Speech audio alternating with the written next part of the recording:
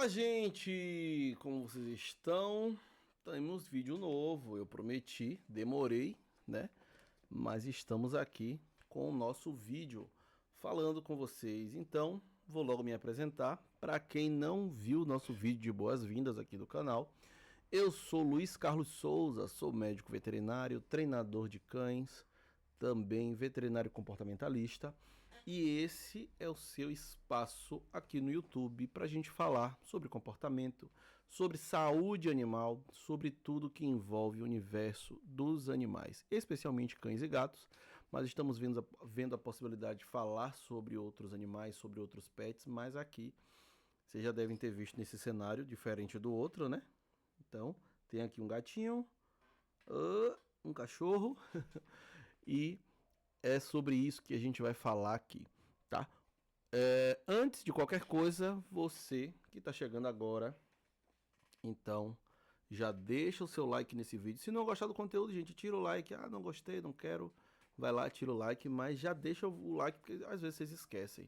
Como a gente está chegando agora, esse espaço, você dar o like aqui, você comentar, você compartilhar, isso mostra para a plataforma que a gente tem relevância, a gente está falando coisas de qualidade para você e para o seu pet. Então, nosso objetivo aqui é esse. Então, desde agora, compromisso nosso aqui, ó, vai lá, curte esse vídeo, ativa o sininho, comenta o que é que você quer que eu fale aqui e a gente vai falar, a gente vai montar uma pauta sobre isso.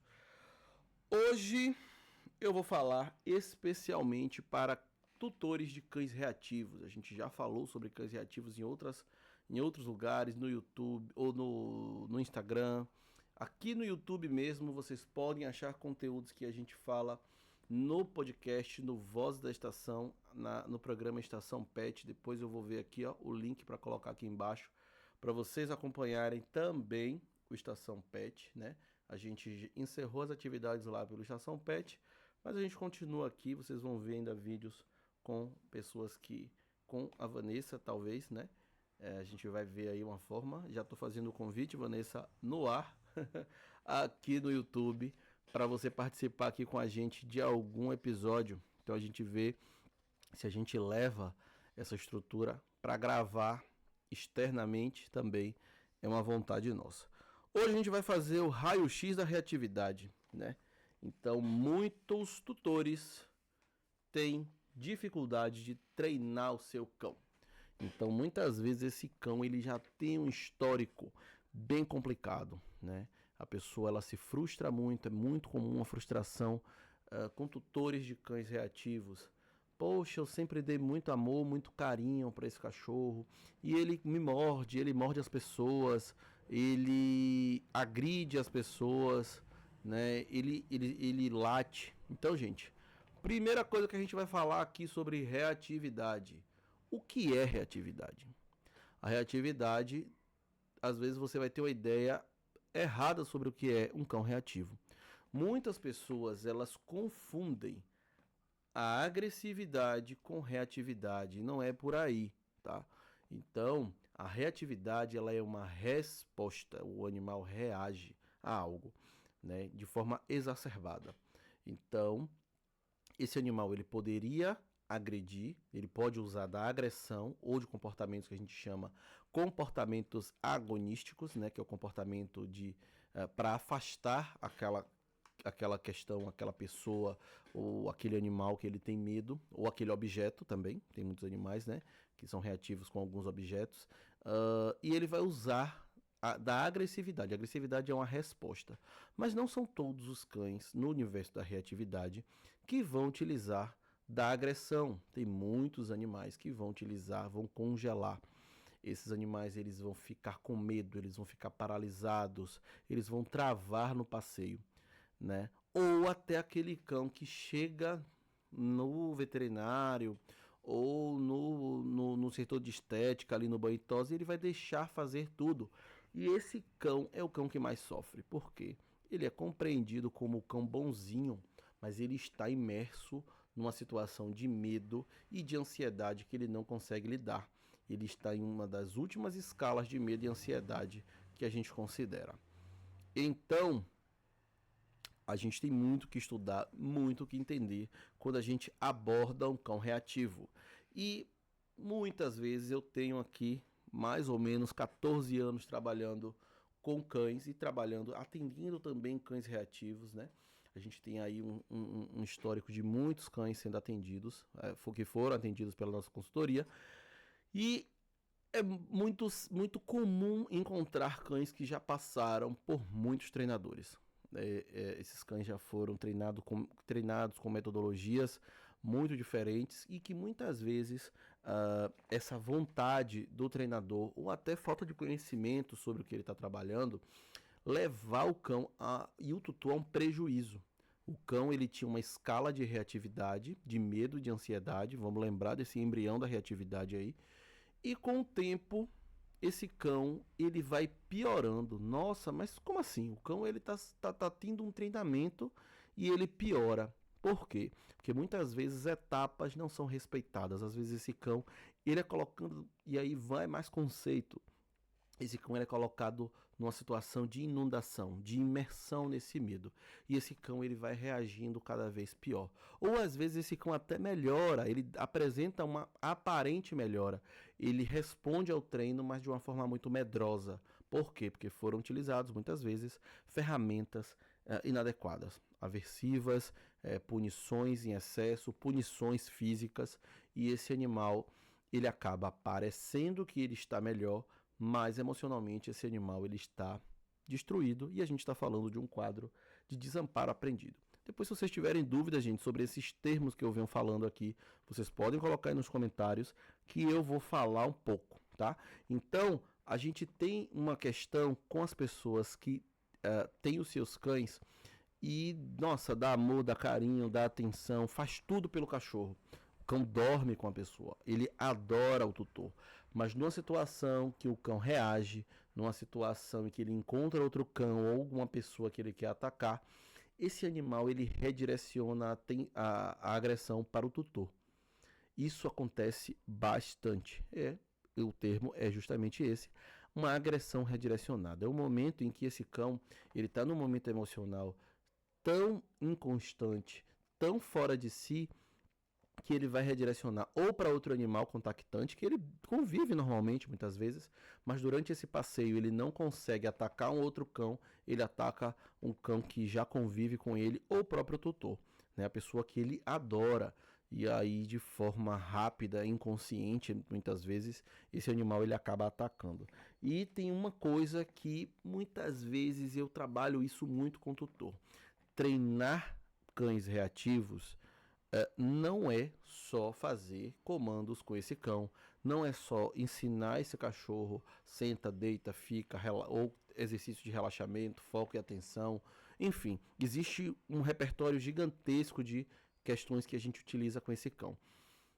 Mas a gente precisa capacitar muito a família, quem convive com esse cachorro, né? Então, quem convive com esse cão precisa compreender todos os conceitos e os momentos emocionais que esse cão ele passa. Porque existe uma coisa, o tutor do cão reativo, ele tem muita vergonha do seu cachorro, né? Seja para levar para o veterinário, seja para passear, e muitas vezes as pessoas, não é incomum, eu já peguei muito tutor que desconta no cachorro, que pune, que dá um puxão muito brusco na guia, ou que bate, ou que faz uma série de coisas. Então, se você passa por isso, se você não compreende e você acaba descontando no seu cachorro, coloca aqui, fala com a gente o que é que você, como você conduz, né, essa questão com o seu cachorro. Então, é complicado mesmo, gente. É um problema na família. Eu já peguei muitos casos em que o casal estava para se separar porque um queria uma coisa muito extrema com o cachorro, o outro queria o outro extremo com o cachorro, que era não fazer nada com o cão, né? Deixar o cão com aquele comportamento. E às vezes a outra pessoa queria punir, bater, enfim, fazer coisas que não cabem. Então, a agressão ao cão, a punição ao cão, ele só vai piorar o problema. Então a gente precisa trabalhar com uma abordagem muito respeitosa. E sim, em algumas vezes a gente precisa lançar mão do uso de fármacos, de medicamentos. Porém, e aqui vem um grande alerta. Gente, para passar um fármaco, para receitar um fármaco, precisa obrigatoriamente ser um médico veterinário habilitado para tal. Então, eu tenho assim muitos colegas veterinários que nessa parte aí da psicofarmacologia, eles são muito inseguros e é muito melhor, né, o veterinário ele ser inseguro e ele procurar um profissional que trabalhe com comportamento do que ele passar um remédio de qualquer forma, né? Então, a gente precisa ter habilitação para isso. Se for um adestrador, esqueça, tá? Não tem condição de um adestrador receitar, sugerir ou qualquer outra coisa, né? Porque eu já vi aí algumas coisas que a pessoa ela não tem habilitação alguma e ela sugere para o veterinário. Gente, não é brincadeira isso, né? Não tem como uma pessoa sugerir uma medicação para um profissional médico veterinário. Então, gente, não tem como, né? E assim, o tutor de cão reativo, ele passa por uma série de desafios. Treinar um cão reativo é um desafio especial para o profissional que está treinando, porque o treinamento de cão para um cão reativo, ele não é apenas obediência, tá? Então é aí que muita gente boa no adestramento, então muito treinador, até muito bom, né, que a gente vê por aí, e não compreende que precisa ter um programa de treinamento específico focado no cão para diminuição da ansiedade e na diminuição do medo desse cão. A gente precisa entender o que esse cão tem medo. Se é de pessoas, se é de cães, o histórico desse cachorro. Às vezes é um cão que passou muito tempo sem contato social, ou esse cão tem um histórico de ter sido agredido por outro cachorro, ou por uma criança, ou por um adulto, ou até o não contato também já é suficiente. Ou até da própria personalidade do cão. Então é isso mesmo, muita gente acha que cão não tem personalidade, mas tem. E às vezes o cão é um cão desde filhote muito medroso. Então, a gente tem protocolos para seleção, por exemplo, se for um cão para alguma função, né? A gente, por exemplo, eu quero um pastor de Malinois para proteção e guarda. Existem protocolos para selecionar esse cão e às vezes você pode esbarrar numa seleção dessa num cão muito medroso que ele não vai fazer uma boa proteção, uma boa proteção e guarda, né? E esse cão ele vai ser muito bom ali como pet, como conviver para a família, mas ele não vai ser para aquilo, né? Para uma família adequada, lógico, porque você colocar um Malinois hoje num apartamento é um contexto muito difícil de você ter, né? Então, da mesma forma que você vai ter às vezes um cão para um serviço para um serviço assistido, né? E você precisa selecionar direito o indivíduo. Nunca a gente deve escolher o cão pela raça, né? Porque a raça existe um comportamento genético, sim, que vão nos ajudar com ali, a escolha daquele cão, mas nem tudo é raça, tá? Então, é bem por aí. Então, pensando nos desafios de um tutor de cão reativo, a frustração de quem tem um cão reativo, gente, é muito latente, é muito aparente, é muito grande. Por quê?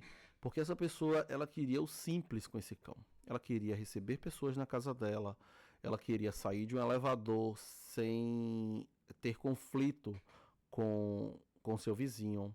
Ela queria passear normalmente com o seu cão sem ele puxar tanto, sem ele tentar morder, sem ela sem a pessoa correr risco, mas ela não consegue.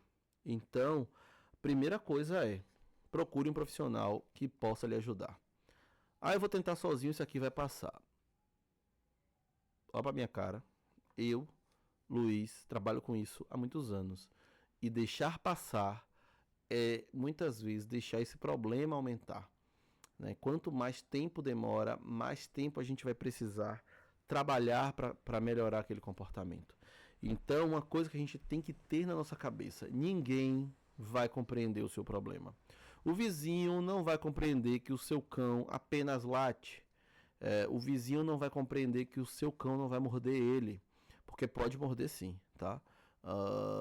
E depois a gente vai gravar um episódio aqui sobre focinheira, sobre uma ferramenta chamada focinheira, que é temida por muitas pessoas, é uma ferramenta que divide muitas opiniões, e a gente vai falar sobre focinheira, mas no contexto de cão reativo, um treinamento de focinheira é essencial, tá? Então, para evitar acidentes, para o tutor ficar mais calmo, mesmo aquele cão que você acha que não vai morder, pode ser que seja aquele dia, isso pode dar uma dor de cabeça absurda, tá? Então, às vezes você vai ter aí a falta de colaboração da família, então às vezes nem todo mundo vai querer parar para treinar porque é bem complicado mesmo, exige muita paciência, precisa ir por etapas. Muita gente vai pensar que o cão não tem jeito, né? Que aquele cão ele nunca vai melhorar. Isso eu já ouvi de clientes que passaram por treinadores e o treinador disse que o cachorro não tinha jeito, que o cachorro não aprendia mais. Né? E aí a gente demorou tempo, lógico. Já tive cães, gente, de casos de reatividade da gente precisar de 3 anos, de 5 anos, mas casos muito extremos, né? Então eu acho que eu tenho autorização da Vanessa para falar aqui sobre Kalel. Kalel acho que passou por 3 ou 4 meses de um treinamento que não foi legal.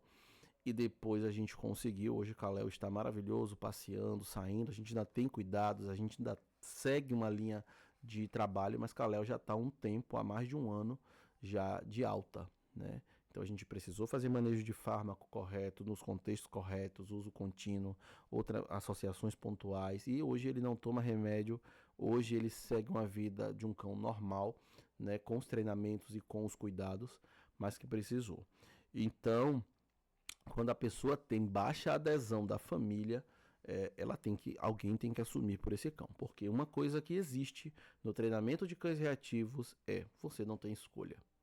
Você vai precisar treinar o seu cão, você vai precisar fazer coisas por ele durante toda a vida. Ah, mas meu cachorro vai treinar 2 anos, vai fazer um tratamento de 3 anos.